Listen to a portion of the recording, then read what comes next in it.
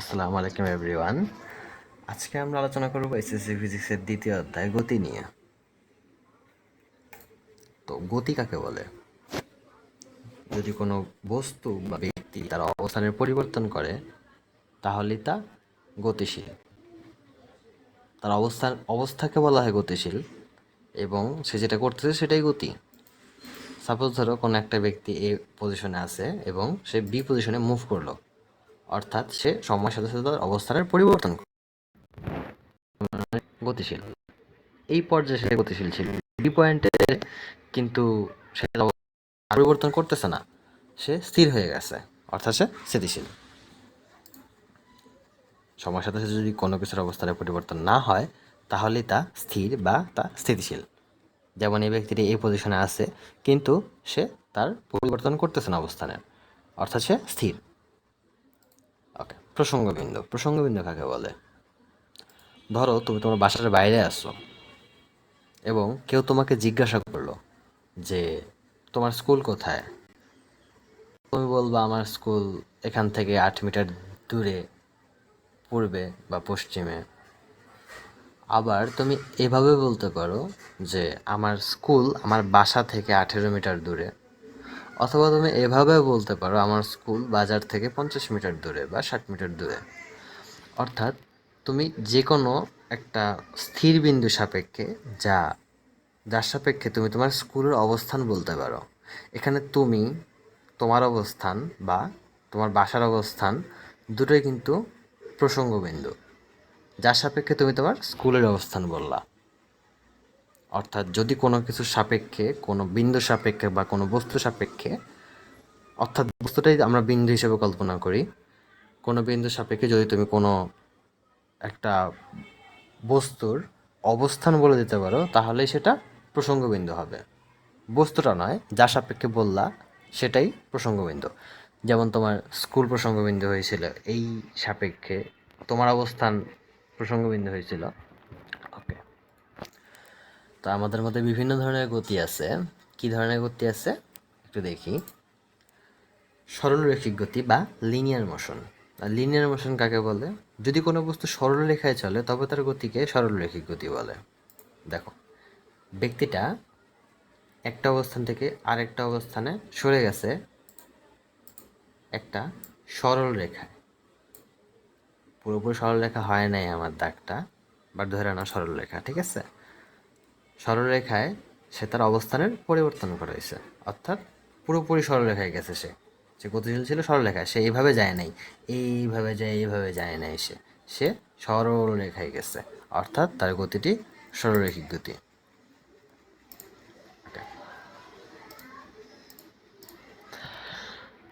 Next, ঘূর্ণন গতি বা সার্কুলার মোশন। ঘূর্ণন গতি কাকে বলে? যদি কোনো কিছু একটা নির্দিষ্ট বিন্দু সমদূরত্ব থেকে ঘুরতে থাকে তাহলে সেটা ঘূর্ণন গতি। নির্দিষ্ট কিছুর সমদূরত্ব থেকে বৃত্তাকার পথে ঘোরে। দেখো, এই যে বিন্দু, এই বিন্দুটাকে কেন্দ্র করে কিন্তু চাকার উপরের প্রত্যেকটা পয়েন্ট, প্রত্যেকটা বিন্দু কিন্তু এই বিন্দুকে কেন্দ্র করে ঘুরতেছে এইভাবে। অর্থাৎ এটা ঘূর্ণন গতির উদাহরণ। শুধু চাকা নয়, আমরা ঘড়ির কাঁটার দিকে দেখতে পারি, ঘড়ির কাঁটা কিন্তু মাঝখানের একটা পয়েন্টকে কেন্দ্র করে ঘুরতে থাকে, সেটাও ঘূর্ণন গতির উদাহরণ। ওকে, চলন গতি বা ট্রান্সলেশনাল মোশন। চলন গতি কাকে বলে? যদি কোনো বস্তুর প্রত্যেকটি বিন্দু একই সময়ে একই দিকে যেতে থাকে তবে তার গতিকে চলন গতি বলে। মানে কি? সাপোজ একটা প্লেন, একটা বস্তু, এটা চলতেছে বা উড়লো, ওড়ার সময় কি সে এইভাবে গেছে না? তার প্রত্যেকটা বিন্দু কিন্তু একই সময়ে একই দিকে গেছে। এমন হয় নাই যে প্লেনটা যাইতেছে হঠাৎ করে তার একটা পয়েন্ট খুলে পড়ে গেছে। সাপোজ ধরো এই পয়েন্টটা এদিকে যাইতেছে আর প্লেনটা ধরো উপর দিকে যাইতেছে, প্লেনটা উপর দিকে যাইতেছে আর তার ওই পয়েন্টটা নিচের দিকে যাইতেছে, এমন তো হয় নাই। তার প্রত্যেকটা পয়েন্ট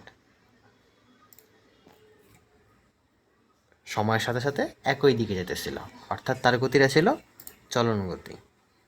তুমি যে কোনো বস্তুর গতিকে চালনার গতি বলতে পারো স্বাভাবিকভাবেই, কারণ কোনো বস্তুর গতি যদি কোনো বস্তু গতিশীল অর্থাৎ তার প্রত্যেকটা পয়েন্টই কিন্তু একই দিকে যেতে থাকে।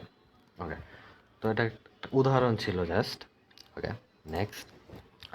এখন আসি পর্যায়বৃত্ত গতি বা পিরিয়ডিক মোশন কাকে বলে। এটা অনেক ইম্পর্টেন্ট একটা গতি, যা সামনে প্রায় প্রত্যেকটা টপিকেই পর্যায়বৃত্ত গতি এটা অনেকবার পাবা।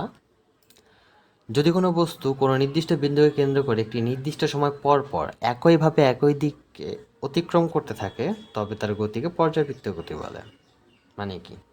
দেখো, পৃথিবী সূর্যকে কেন্দ্র করে ঘুরতেছে, অবশ্যই একটা কক্ষপথ মেনটেন করতেছে, কিন্তু যে পথ দিয়ে ও যাইতেছে, বাট একটা নির্দিষ্ট সময় পর পর সে তার এই কক্ষপথের একটা নির্দিষ্ট বিন্দুকে কেন্দ্র করে কিন্তু বারবার পাস করতেছে, বারবার একই দিক থেকে পাস করতেছিল। খেয়াল আসছে? বারবার সে এইভাবে যেতেছিল, তাই না? একই দিক থেকে একই গতিতে বা একই বেগে একইভাবে বারবার অতিক্রম করতেছিল। এইটাই পর্যায়বৃত্ত গতির উদাহরণ। বেগ সমান থাকে, অর্থাৎ কি এখানে সে জোরে যেতেছিল আবার এখানে আসতে, এমন কিন্তু না। প্রত্যেকটা পর্যায়ে কিন্তু তার বেগ সমান ছিল। ওকে, অর্থাৎ সে এই পয়েন্টটাকে কেন্দ্র করে বা এই পয়েন্টটাকে কেন্দ্র করে বলতে কি এই পয়েন্টটাকে পাস করতেছিল, বারবার এই পয়েন্টটাকে অতিক্রম করতেছিল, অর্থাৎ এটি পর্যায়বৃত্ত গতির উদাহরণ। ওকে, তুমি স্প্রিংকেও কল্পনা করতে পারো। একটা স্প্রিংকে টেনে ছেড়ে দিলে স্প্রিংটা কিন্তু বারবার একটা বিন্দুকে পাস করতে থাকে, সামনে পিছনে যায় সামনে পিছনে যায়, বাট মাঝখানের যে বিন্দুটা সেই বিন্দুটাকে কিন্তু কিছুক্ষণ পর পরই একটা দিক থেকে একটা নির্দিষ্ট দিক থেকে কিন্তু সে অতিক্রম করে একই বেগে, আস্তে আস্তে বেগ কমতে থাকে। ওকে, সরল স্পন্দন গতি এটা এক ধরনের পিরিয়ডিক মোশন, বাট এর ক্ষেত্রে গতির পরিবর্তন হয়। দেখো, যেমন স্প্রিংয়ের উদাহরণ দিলাম, সেটা কিন্তু সিম্পল হারমোনিক মোশনের উদাহরণ, সেটা পিরিয়ডিক মোশনের উদাহরণ না, কজ পিরিয়ডিক মোশনে বেগ সমান থাকে, সিম্পল হারমোনিক মোশনে বেগ সমান থাকে না বা বেগের পরিবর্তন হয়। দেখো, পেন্ডুলামটা ঘুরতেছে, সে যখন নিচ থেকে উপরের দিকে যায় সে স্থির হয়, বাট সে যখন এই মিডল পয়েন্টে আসে, এই যে মিডল পয়েন্ট, এই পয়েন্টটাতে সে কিন্তু সর্বোচ্চ গতিতে থাকে, সে কিন্তু থেমে যায় না, সে খুবই গতিশীল থাকে। এই পয়েন্টে আসে কিন্তু সে থেমে যায়, এই পয়েন্টে আসে সে থেমে যায় এবং সে তার বিপরীত দিকে নিতে থাকে। ঠিক আছে, এটা সহজ স্পন্দন গতির উদাহরণ। ওকে, সহজ স্পন্দন গতিতে গতির পরিবর্তন হয়। আমাদের নেক্সট টপিক রাশি কি। ভৌত জগতে যা কিছু পরিমাপ করা যায় তাই যায়, অর্থাৎ তুমি যা কিছু একটা নির্দিষ্ট মানে পরিমাপ করতে পারবা।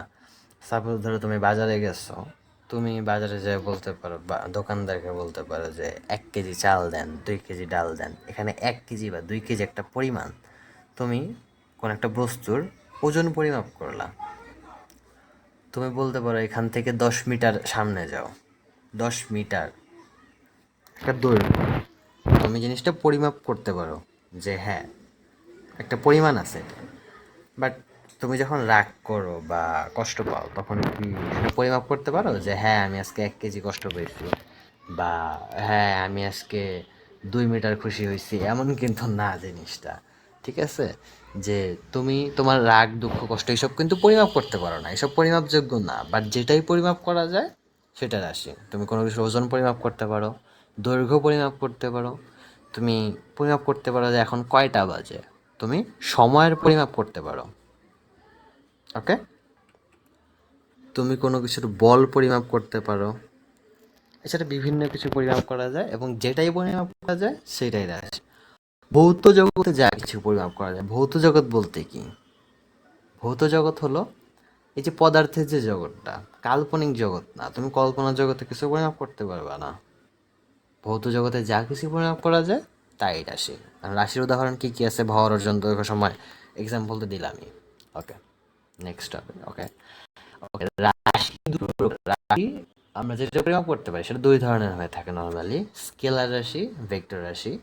ওকে, আরেক ধরনের রাশি আছে সেটাকে বলা হয় টেনসর রাশি, বাট সেটা এখন জানার প্রয়োজন নেই, আপাতত স্কেলার রাশি আর ভেক্টর রাশি জানলেই হবে। তো স্কেলার রাশি কি আর ভেক্টর রাশি কি? স্কেলার রাশি হলো যা কিছু শুধু পরিমাপ করতে জাস্ট মানটা লাগে। তুমি যখন বাজারে যাবা বা চাল কিনতে যাবা তখন বলবা না যে আমাকে উত্তর 10 কেজি চাল, দক্ষিণ দিকে 10 কেজি চাল, বলবা না। তুমি যখন তোমার স্কুলের অবস্থান বলতে গেছিলা তখন কিন্তু বলছো যে হ্যাঁ আমার স্কুল এখান থেকে 10 মিটার উত্তরে বা 10 মিটার দক্ষিণে, তুমি কিন্তু দিকটা বলছো। অর্থাৎ যদি কোনো কিছু পরিমাপ করতে জাস্ট মানেই হয়ে যায় 10 কেজি চাল, 5 কেজি আটা, এখন কয়টা বাজে, একটা সময় বলবো না যে উত্তর দিকে এতটা বাজে, দক্ষিণ দিকে এতটা বাজে, এমন কিন্তু না। 10টা বাজে 10টা বাজে, স্কেলার, জাস্ট মান এনাফ, অর্থাৎ সেটা স্কেলার রাশি। বাট তুমি যখন বলছো যে হ্যাঁ এই বস্তুটা বা এই ব্যক্তিটা দক্ষিণ দিকে এত মিটার দূরে, উত্তর দিকে এত মিটার দূরে, বা এই দিকে এত মিটার দূরে, একটা দিক উল্লেখ করছো, সেটাই ভেক্টর রাশি। অর্থাৎ যা কিছু পরিমাপ করতে আমাদের দিকের দরকার হয় সেটাই ভেক্টর। এই যে যে রাশিকে সম্পূর্ণরূপে প্রকাশ করতে শুধুমাত্র মানের প্রয়োজন তাকে স্কেলার রাশি বলে, যেমন সময়, আরও উদাহরণ আছে বলছি, ওজন। ওকে, ভেক্টর রাশি যে রাশিকে সম্পূর্ণরূপে প্রকাশ করার জন্য মান ও দিক উভয়ের প্রয়োজন তাকে ভেক্টর রাশি বলে। যেমন সরণ, তুমি কত কত দূরে কোন দিকে সরছো, হ্যাঁ দূরত্ব তো মানটা বলতে হবে যে হ্যাঁ আমি এত দূরে সরছি, বাট তোমার দিকও বলে দিতে হবে যে আমি এত এই দিকে সরছি, না হলে তোমার এক্সাক্ট পয়েন্ট বলা যাবে না। তুমি তোমার ওজনের ক্ষেত্রে বলতে পারো হ্যাঁ আমি উপরের দিকে এত কেজি, নিচের দিকে এত কেজি, এভাবে তো হয় না। হ্যাঁ তোমার ওজন 80 কেজি, 40 কেজি, 50 কেজি, 60 কেজি, হ্যাঁ তোমার ওজন এত, একটা মান, দিকের প্রয়োজন নেই। ওকে, ভেক্টর রাশি বিভিন্নভাবে বিভিন্নভাবে প্রকাশ করা বলতে যে লেখার সময় সেটাকে তুমি বোল্ড করে লিখতে পারো, এইভাবে উপরে একটা দাগ দিতে পারো, অথবা একটা অ্যারো দিতে পারো। এটা হচ্ছে ভেক্টর রাশি লেখার নিয়ম। ওকে, দূরত্ব ও সরণ, দূরত্ব ও সরণ দুইটা কিন্তু আলাদা কনসেপ্ট। দূরত্ব কি আর সরণ কি? সাপোজ ধরো এ অবস্থান এবং বি অবস্থান, এ অবস্থানে তোমার বাসা, বি অবস্থানে তোমার স্কুল, এ অবস্থানে তুমি আসো। তোমার বাসা থেকে তোমার স্কুলে যাওয়ার 3টা পথ আছে, একটা সোজা 10 মিটার, একটা এই যে একটা রাস্তা, নীল রাস্তা যেটা দেখতে পারতেছ, এটা একটা রাস্তা, ঠিক আছে, এটা হলো 30 মিটার। আর একটা রাস্তা আছে সেটা হলো সবুজ রাস্তা, এটা হলো 20 মিটার। তুমি যে কোনো রাস্তা দিয়ে যাও, তুমি কিন্তু তোমার স্কুলে পৌঁছাবা। এই রাস্তা দিয়ে যাও, এই রাস্তা দিয়ে যাও, আর এই রাস্তা দিয়ে যাও। এখন তুমি এই রাস্তা দিয়ে যে গেলে তোমার 30 মিটার রাস্তা অতিক্রম করতে হবে, এই রাস্তা দিয়ে গেলে 20 মিটার অতিক্রম করতে হবে, অর্থাৎ দূরত্বটা কম। এই রাস্তা দিয়ে গেলে আরও কম, তাহলে আমি কেন এই রাস্তা যাবো, দরকার নাই, তুমি যাও না, তুমি সোজা রাস্তাতে যাও। আলটিমেটলি কি ম্যাটার করতেছে, তুমি কতটুকু সরতেছো। তুমি এই রাস্তা দিয়ে গেলেও কিন্তু তুমি এ থেকে বিতে মাত্র 10 মিটার সরতেছো, এই রাস্তা দিয়ে গেলেও কিন্তু তুমি মাত্র 10 মিটারই সরতেছো, মাঝখানের রাস্তা দিয়ে গেলেও তুমি 10 মিটারই সরতেছো। অর্থাৎ কি, তোমার সরণ কিন্তু পরিবর্তন হইতেছে না, এটাই সরণ। তুমি অবস্থানের কতটুকু পরিবর্তন হইতেছে, এ থেকে বিতে গেলে তোমার কিন্তু অবস্থানের পরিবর্তন মাত্র 10 মিটার হইতেছে। তুমি নীল রাস্তা দিয়ে যাও, সবুজ রাস্তা দিয়ে যাও, সাদা রাস্তা দিয়ে যাও, তোমার অবস্থান কিন্তু মাত্র 10 মিটারই পরিবর্তন হইতেছে, এটাই সরণ। অর্থাৎ তোমার সরণ কত, 10 মিটার হইতেছে। বাট তুমি যদি নীল রাস্তা দিয়ে যাও অথবা সবুজ রাস্তা দিয়ে যাও, তোমার কিন্তু সরণ 10 মিটার হইতেছে, বাট দূরত্বটা কিন্তু চেঞ্জ হইতেছে। নীল রাস্তা দিয়ে গেলে তোমার দূরত্ব হবে 30 মিটার, তোমার কিন্তু অনেক একটা পথ অতিক্রম করে যেতে হইতেছে। 30 মিটার এটা তোমার দূরত্ব হবে। যদি 20 মিটার দিয়ে যাও, তোমার দূরত্ব হবে 20 মিটার, সরণ হবে 10 মিটার। আই হোপ দূরত্ব সরণের কনসেপ্টটা বুঝতে পারছো, দূরত্ব কাকে বলে, সরণ কাকে বলে। না বুঝে থাকলে জানাবা। ওকে, নেক্সট টপিক, দ্রুতি ও বেগ। দ্রুতি কাকে বলে, বেগ কাকে বলে? যে কোনো দিকে কোনো বস্তুর একক সময়ে অতিক্রান্ত দূরত্ব, এটি একটি স্কেলার রাশি। ওকে, দ্রুতির ক্ষেত্রে যে কোনো দিক বলা হয়েছে, যে কোনো দিকে, কোনো দিকের উল্লেখ করা লাগবে না যে হ্যাঁ দক্ষিণ দিকে এত মিটার যেতেছে, উত্তর দিকে এত মিটার যেতেছে। মেইনলি সময়ের সাথে সাথে যদি অবস্থানের পরিবর্তন হয় সে গতিশীল, বাট সে কতটুকু গতিতে আছে, সে খুব জোরে যেতে পারে, আস্তেও যেতে পারে। এটা হলো দ্রুতীয় বেগের কনসেপ্ট। বাট দ্রুতীয় বেগ দুটো আলাদা জিনিস। দ্রুতির ক্ষেত্রে আমরা মেইনলি কল্পনা করি যে কোনো দিকে যেতে পারে, তার অতিক্রান্ত দূরত্ব। দ্রুতি সমান দূরত্ব বাই সময়। তুমি যতটুকু দূরত্ব চাইতেছ ওই দূরত্বটাকে যদি সময় দিয়ে ভাগ দাও তাহলে তুমি দ্রুতিটা পেয়ে যাবা। ওকে, নেক্সট, বেগ। কোনো নির্দিষ্ট দিকে কোনো বস্তুর একক সময় অতিক্রান্ত দূরত্ব। বুঝতে পারতেছে একটা নির্দিষ্ট দিক বলছে, অর্থাৎ একটা স্মরণের কনসেপ্ট। স্মরণে কিন্তু তুমি দিক বলতেছো যে হ্যাঁ তুমি একটা অবস্থান থেকে একটা অবস্থানে একটা নির্দিষ্ট দিকে চেঞ্জ হয়েছো। দূরত্বের ক্ষেত্রে কিন্তু এই যে এ থেকে বিতে, ঠিক আছে, এই একটা নির্দিষ্ট দিকে যাইতেছো, বাট এই দূরত্বের ক্ষেত্রে কি তুমি দিক বোঝাইতেছো যে হ্যাঁ ভাই আমি এদিকে যাইতেছি? না, তুমি ফার্স্ট উপরে যাইতেছো, ডাইনে যাইতেছো, বামে যাইতেছো, কত দিকে যাইতেছো, যাওয়া আসা করতে করতে কিন্তু তুমি লাস্টে এই পজিশনে পৌঁছাইতেছো। বাট স্মরণের ক্ষেত্রে কিন্তু তুমি একটা স্ট্রেট ফরওয়ার্ড একটা দিক বুঝাইতেছো, হ্যাঁ আমি এ থেকে বেঁচে যাইতেছি। ওকে, তো বেগের ক্ষেত্রেও জিনিসটা সেম। তুমি একটা নির্দিষ্ট দিকে যাইতেছো, অতিক্রান্ত দূরত্ব। তুমি একটা পয়েন্ট থেকে আরেকটা পয়েন্টে গেলা, অর্থাৎ তোমার স্মরণ হইলো। তোমার এই স্মরণ করতে যতটুকু সময় লাগছে, স্মরণ দিয়ে সময়কে ভাগ দিলে, সরি স্মরণকে সময় দিয়ে ভাগ দিলে তুমি বেগ পেয়ে যাবে। অর্থাৎ কি তুমি প্রতি সেকেন্ডে কতটুকু সরতেছো, এইটাই বেগের মানটা আর কি। বেগের মানটা বোঝাইতেছে তুমি প্রতি সেকেন্ডে কতটুকু সরে যেতেছ। জিনিসটা আরেকটু বুঝাইতেছি। সাপোজ ধরো তুমি এই পজিশনে আসো, তুমি এইখান থেকে এই পজিশনে আসলা, ঠিক আছে। এখন তুমি এখানে আসতে তোমার মোট 5 সেকেন্ড সময় লাগছে। এখান থেকে এটি যেতে 5 সেকেন্ড সময় লাগছে। এইটুকুর দূরত্ব 10 মিটার। তোমার বেগ কত হবে? 10 মিটার। তোমার বেগ কত হবে? অর্থাৎ তুমি প্রতি সেকেন্ডে কতটুকু যাইতেছ। অবশ্যই স্মরণটাকে এই জায়গায় বসাবা, সময়টাকে এই জায়গায় বসাবা। স্মরণ বাই সময় 10/5 কত হবে? 2 মিটার/সেকেন্ড। ওকে, এখানে মাত্রা দিয়ে দিছি। ওকে, মাত্রার কনসেপ্ট পরে বোঝাবো, মাত্রার কনসেপ্ট এখন না। ওকে, নেক্সট টপিক, ত্বরণ। সময়ের সাথে সাথে বেগ বৃদ্ধির হারকে ত্বরণ বলে। বেগ বৃদ্ধির হার কি? তুমি একটা পজিশন থেকে, দাঁড়াও, এই দেখো, তুমি একটা পজিশন থেকে আরেকটা পজিশনে যাইতেছ, তোমার বেগ হইতেছে, তুমি গতিশীল। বাট তুমি তো ইনিশিয়ালি স্থির, শুরুতে কিন্তু স্থির ছিলাম। তোমার ধীরে ধীরে বেগ বাড়তে হইতেছে। দেখো জিনিসটা একবার খেয়াল করো, এই ব্যক্তিটা এখানে কিন্তু স্থির, সে তার ধীরে ধীরে বেগের বৃদ্ধি করলো, এক পর্যায়ে সে বের হয়ে গেল। এইখানে তার গতি যা, এখানে কি তার গতি সেম? একদমই না, তার গতির পরিবর্তন হয়েছে। এখানে সে ধীরে ধীরে ধীরে ধীরে বাড়তেছিল গতিটা, একসময় এখানে চলে আসছে। তুমি একটা গাড়িকে দেখো, গাড়ি যখন চলে শুরুতে স্থির থাকে, গাড়ি যখন চলা শুরু করে বেগটা বৃদ্ধি পাইতে থাকে।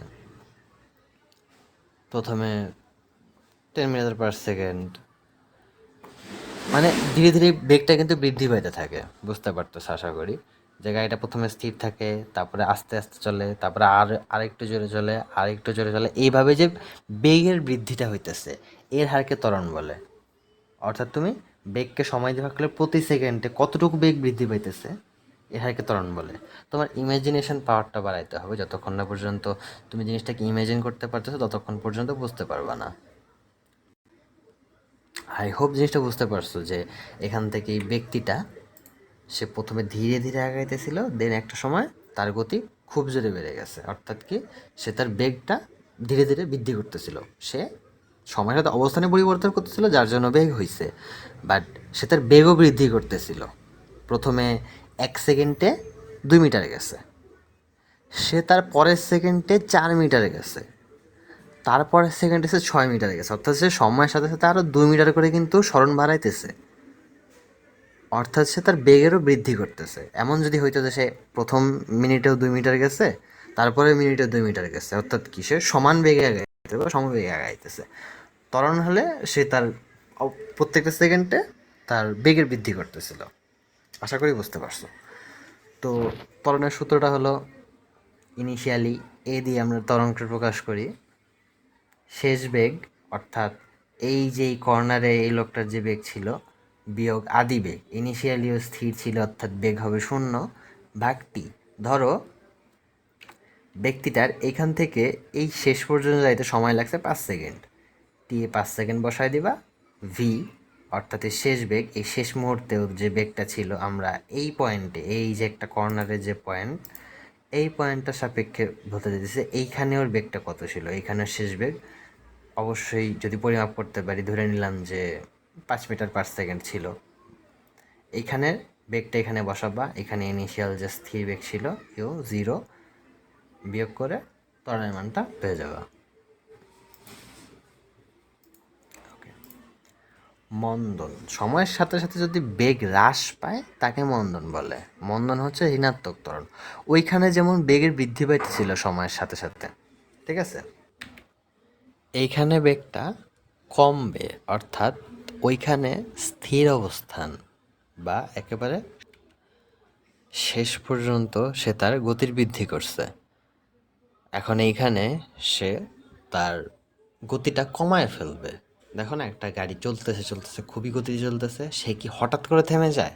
না, সে কিন্তু আস্তে আস্তে তার বেগ কমাইতে থাকে, কমতে কমতে কমতে কমতে এক সময় বেগটা 0 হয়ে যায়। ওকে, দেখো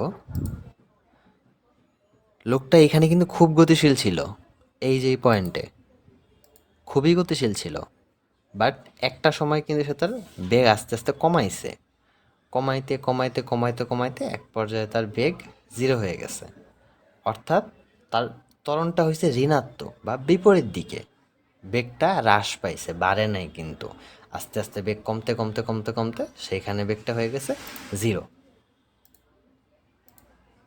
অর্থাৎ তার মন্দন হয়েছে, অর্থাৎ ঋণাত্মক ত্বরণ হয়েছে। ওকে, তো মন্দনের ক্ষেত্রে আমরা সেম সূত্রটা ইউজ করব, এই যে আগের যে সূত্রটা ছিল a=v-u/t, বাট এই ক্ষেত্রে ত্বরণের ক্ষেত্রে কিন্তু আগের ইনিশিয়াল স্টেট 0, শুরুর ক্ষেত্রে শুরুর স্টেটটা 0, শেষ পর্যায়ে এসে তার গতি বৃদ্ধি পায়।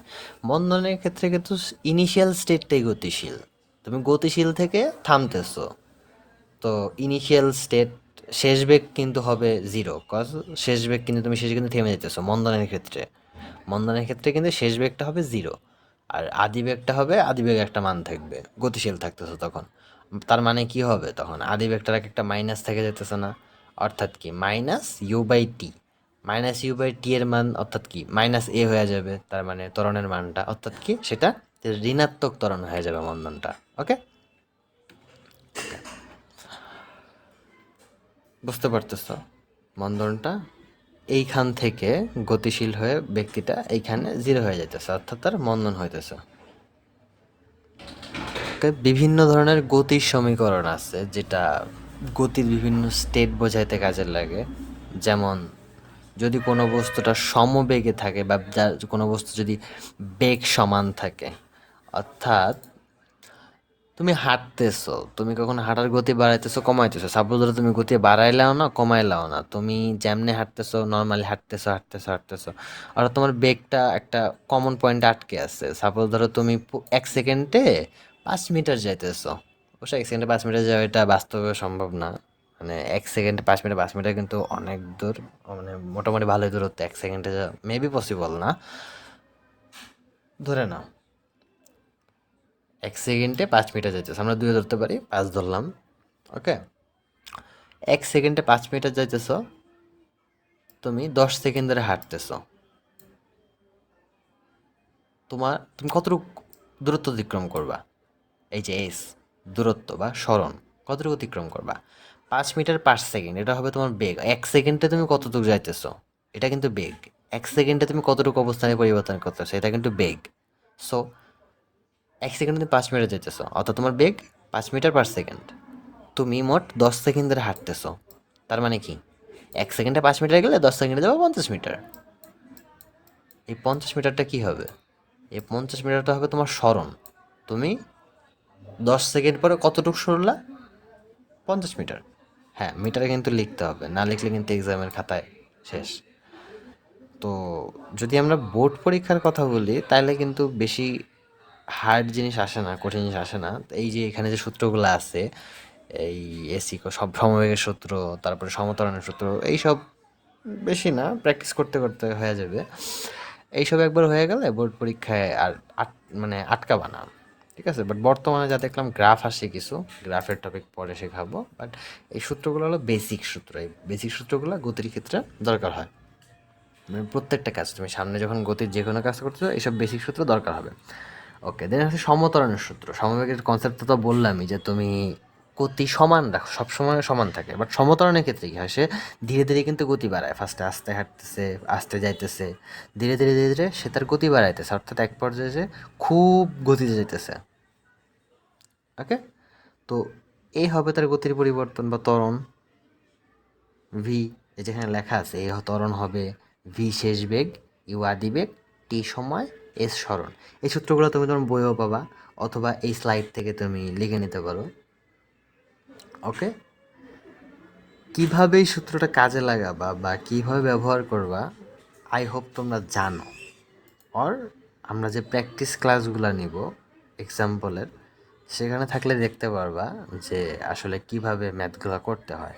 তোমরা এর আগে সূত্র ব্যবহার করছো, তাই না? যে a+b² a-b², a+b³ সূত্র ব্যবহার করছো, এটা সেম টাইপের সূত্র, জাস্ট বুঝতে হবে যে কোন জিনিসটা কিসে ব্যবহার করা হয়। ভিটা শেষ বেগের ক্ষেত্রে, ইউটা আদি বেগের ক্ষেত্রে, টি সময়, এস সরণ।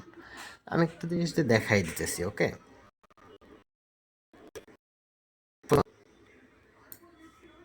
একটা বস্তু রাস্তা দিয়ে যাইতেছে বা চলতেছে, তা গতিশীল আছে, ঠিক আছে? এখন এইখান থেকে এই পর্যন্ত রাস্তার দৈর্ঘ্য হচ্ছে 10 মিটার। সে স্থির আছে, অর্থাৎ তার ইনিশিয়াল বেগ বা আদি বেগ, এই যে ইউ, এটা কিন্তু 0, ঠিক আছে? ইউ এটা হইতেছে 0। সে যখন এই পজিশনে এসে পৌঁছাবে, সাপোজ সে চলতেই আছে, এখানে থামবে না সে, ঠিক আছে? তার এইখানের বেগ ধরো 15 মিটার/সেকেন্ড, ঠিক আছে? 15 মিটার/সেকেন্ড। এটা কিন্তু শেষ বেগ। আমরা কিন্তু 2টা পয়েন্ট কল্পনা করছি, এরপরে পয়েন্টে যাই না, এর পয়েন্টে যা ইচ্ছা তাই হোক, আমরা সেটা দিয়ে মানে মাথা ঘামাবো না। আমাদের পয়েন্ট হচ্ছে 2টা। ওকে, শেষ পয়েন্টে শেষ বেগ 15 মিটার/সেকেন্ড, দূরত্ব 10 মিটার, আমাদের কাছে এস আছে। আমরা ধরো এই পুরোটা জায়গায় সে কতক্ষণে গেছে, ধরলাম 7 সেকেন্ড আছে। আমরা 10 মিটারে গেছে 4 সেকেন্ড ধরে যাও, 4 সেকেন্ডে গেছে, ঠিক আছে? 4 সেকেন্ডে এই 10 মিটার পথ গেছে। প্রথমে ইনিশিয়াল সে স্থির ছিল, বস্তুটা একেবারে স্থির, মানে তার কি বেগ কি 0। একটা পর্যায়ে তার বেগ আসছে 15 মিটার/সেকেন্ড, 10 মিটার গেছে। আমাদের কাছে কি আছে, এই যে পরীক্ষার খাতায় অলওয়েজ আগে কি করবা, প্রশ্নে দাগ দিবা যে তোমার কাছে কি আছে। যেমন আমাদের কাছে কি আছে, ইউ আছে আদি বেগ, শেষ বেগ আছে ভি আছে, ইউ আছে ভি আছে, 10 মিটার দেওয়া আছে মানে কি এস পেয়ে গেছি, 4 সেকেন্ড দেওয়া আছে মানে কি টি পেয়ে গেছি। বাকি কি ত্বরণ, চাইলে ত্বরণই চাইতে পারে। তো আমরা কি সূত্রে ভরসা করতে পারবো না? এই যে এখানে দেখি কি দেওয়া আছে, তো প্রায় সবই দেওয়া আছে। এই যে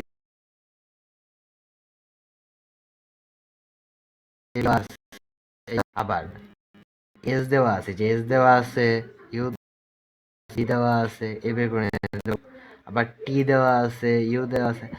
4টা জিনিস কিন্তু দেওয়া থাকবে না কোনো জায়গায়। সাপোজ ধরো 3টে জিনিস দেওয়া আছে বা বা তিনটা জিনিস মেবি দেওয়া থাকতে পারে, তিনটা জিনিস বা দুইটা জিনিস অ্যাটলিস্ট দেওয়া থাকে, ঠিক আছে। তারপর তিনটা জিনিস দেওয়া আছে, একটা জিনিস দেওয়া নাই, তোমার সেটা বের করতে হবে। আই হোপ বুঝতে পারছো, ঠিক আছে। ওকে, নেক্সট টপিক। ওকে, পরন্ত বস্তুর ক্ষেত্রে গতির সমীকরণ। আমরা কিন্তু আগের স্লাইডে যা দেখছি তা কিন্তু নর্মালি কোনো একটা বস্তু সোজা রেখায় যাইতেছে, ঠিক আছে। এখানে হলো পরন্ত বস্তু। সাপোজ ধরো তুমি একটা বিল্ডিংয়ের ছাদে দাঁড়ায় আছো, ছাদে থেকে কিছু ছেড়ে দিছো, এই বস্তুটা তো কিন্তু সোজা একটা পথে নিচে পড়তেছে না, জাস্ট ছেড়ে দিছো। এই বস্তুটার ক্ষেত্রে গতি কিভাবে চেঞ্জ হবে বা গতির কি হবে? তুমি আকাশের যে কোনো পজিশন থেকে ছাড়ো, যে কোনো পর্যায় থেকে ছাড়ো, তোমার একটা নির্দিষ্ট ত্বরণে কিন্তু বস্তুটা পড়বে, সেটা হলো জি বা অভিকর্ষ ত্বরণ। আই হোপ তোমরা এর আগে বিজ্ঞান বইয়ে বা কোথাও পড়ছো অভিকর্ষ ত্বরণ সম্পর্কে। এর মান কিন্তু 9.8 মিটার পার সেকেন্ড, ঠিক আছে। 9.8 metre per second square, metre per second না, metre per second square. Okay, তো অভিকর্ষ ত্বরণ আমার 9.8 মিটার পার সেকেন্ড স্কোয়ার। এটা ইউনিভার্সাল, যে কোনো অঙ্কের ক্ষেত্রে, মানে যে কোনো সূত্রে জি এর মানটা সেম থাকবে।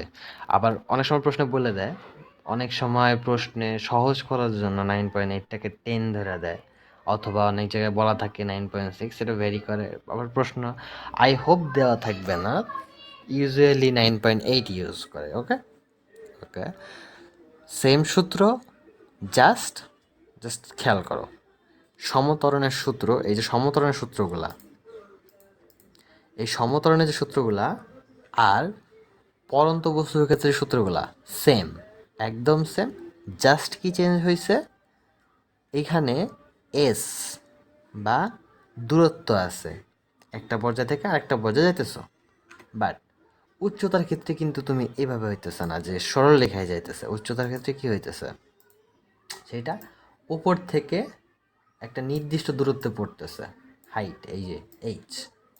ওকে, ত্বরণ কিন্তু কনস্ট্যান্ট, জি, একটা নির্দিষ্ট সময় ধরে পড়তেছে, সেটা হলো টি। আদি বেগ শেষ বেগ এটা নর্মাল, কজ তুমি একটা বস্তু উপর থেকে ছেড়ে দিছো, তোমার হাতে ধরা অবস্থায় ইনিশিয়াল বেগ কিন্তু এটা জিরো। ধীরে ধীরে বেগ বাড়তেছে, ত্বরণের কারণে বেগ বাড়তেছে, বাড়তে বাড়তে বাড়তে বাড়তে বাড়তে একদম শেষ মুহূর্তে, মাটিতে পড়ার আগ মুহূর্তে কিন্তু বেগ সর্বোচ্চ, শেষ বেগ অনেক জোরে আসছে। বাট যখনই মাটি স্পর্শ করবে, তার বেগ সঙ্গে সঙ্গে জিরো হয়ে যাবে। বাট কিছু কিছু বস্তু দেখবা, সব বস্তু না, রিভার্সে একটা লাফ দেয়, ঠিক আছে, তখন তার বেগ বিপরীত দিকে হয়ে যায়।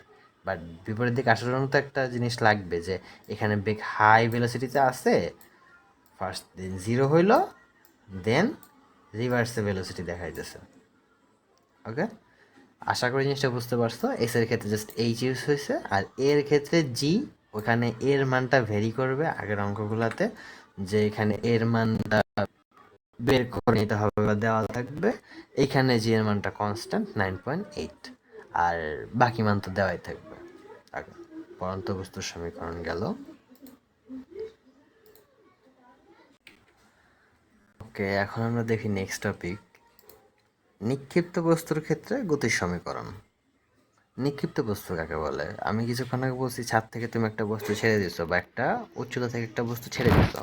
বাট এমনও তো হইতে পারে যে তুমি নিচে থেকে একটা বস্তুকে উপর দিকে নিক্ষেপ করলো, সেটার ক্ষেত্রে গতিটা কি হবে?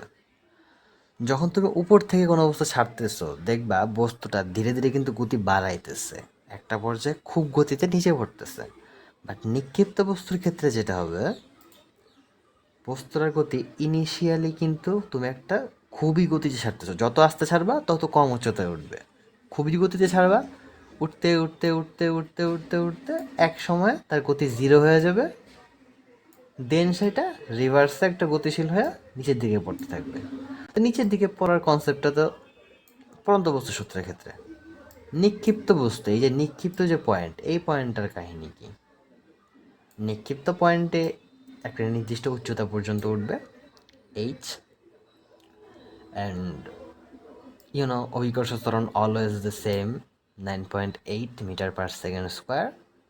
বাট আগেরটার ক্ষেত্রে ত্বরণ কিন্তু একটা লাভ দিবে যে তুমি উপর থেকে ফালাইতেছো, সেই জিনিসটার গতিটা বাড়াইতেছে ত্বরণের কারণে। বাট তুমি যখন নিচে থেকে উপরের দিকে মারবা, নিক্ষেপ করবা, তখন জিনিসটার বেগ কিন্তু কমতে থাকবে এবং এক পর্যায়ে বেগটা জিরো হয়ে যাবে।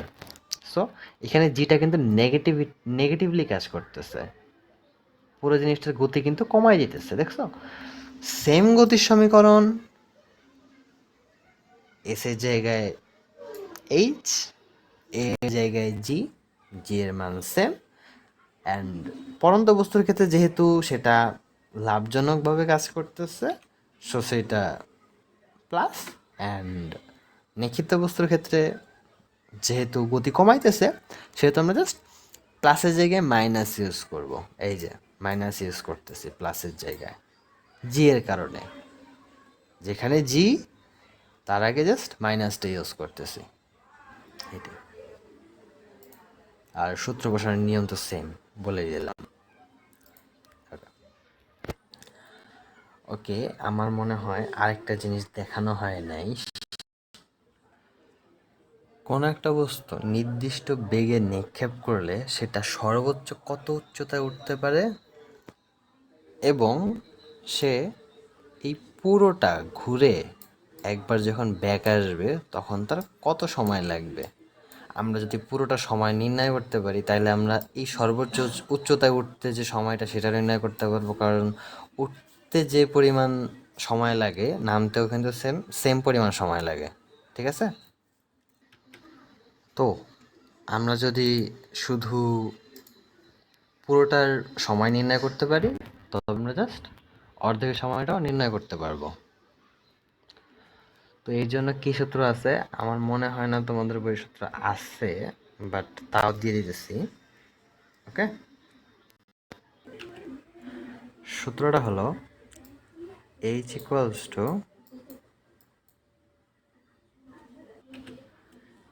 ইউ স্কোয়ার বাই 2g, আর পুরোটা ঘুরে যে সময় সেটা হলো t equals to 2u by g. Okay, তো আমাদের কাছে যদি শুধু ইউ থাকে, জি এর মান যেহেতু কনস্ট্যান্ট না, জানি যে আমরা কত বেগে কোনো একটা বস্তু নিক্ষেপ করলাম, তাহলে সেটা কত উচ্চতায় উঠতেছে আমরা সেটা এই সূত্রটা দিয়ে নির্ণয় করতে পারবো। জাস্ট ইউ এর জায়গায় ইনিশিয়াল বেগের মানটা লিখে দিতে পারলেই, H equal to you square by 2g। And at the same, আমরা যদি জানতে পারি যে কত বেগে নির্ণয় করতেছি, তাহলে আমরা পুরোটা ঘুরে আসতে যে সময় টি সেটা নির্ণয় করতে পারবো, 2u বাই জি। অ্যান্ড সর্বোচ্চ উচ্চতায় উঠতে যে সময়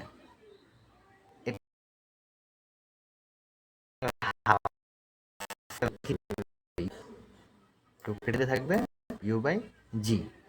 ইউ বাই জি হলো সর্বোচ্চ উচ্চতায় উঠতে টি এর মান।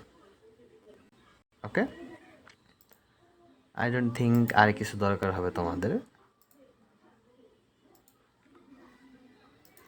ওকে, তম সেকেন্ডে অতিক্রান্ত দূরত্ব। দেখো, আমরা যখন সম বেগের কথা চিন্তা করি, যে কোনো একটা বস্তু প্রতি সেকেন্ডে 3 মিটার যাইতেছে, তার মানে কি সে 10 সেকেন্ড পরে 330 মিটার যাইতেছে। ত্বরণের কথা, একটা বস্তু প্রতি সেকেন্ডে তার বেগ 2 মিটার করে পার সেকেন্ড করে বাড়াইতেছে, মানে কি তার ত্বরণ হইতেছে 2 metre per second square.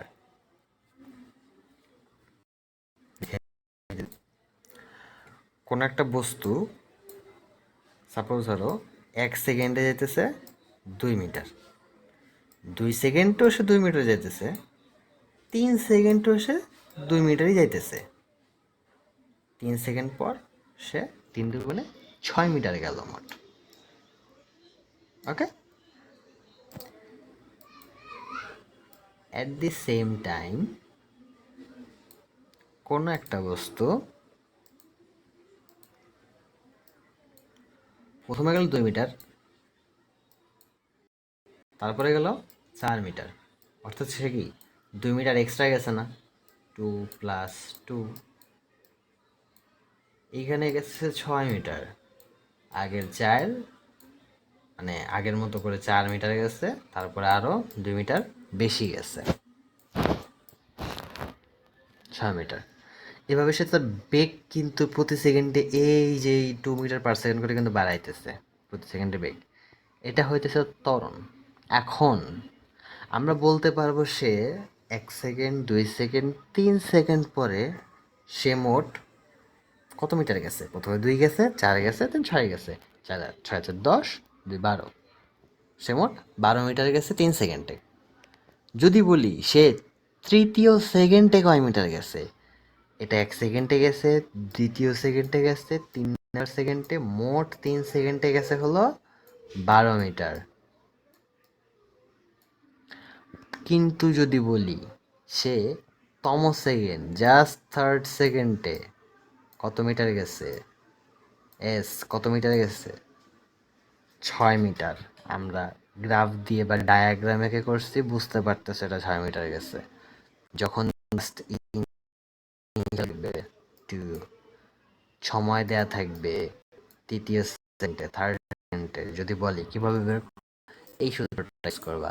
Initial বেগ দেওয়া আছে, কততম সেকেন্ড বলে দিচ্ছে, ত্বরণ অবশ্যই দেয়া থাকবে, কতটুক ওই সেকেন্ডে কতটুক গেছে, এর মানটা বের করে ফেলবা। Okay, I think that's all.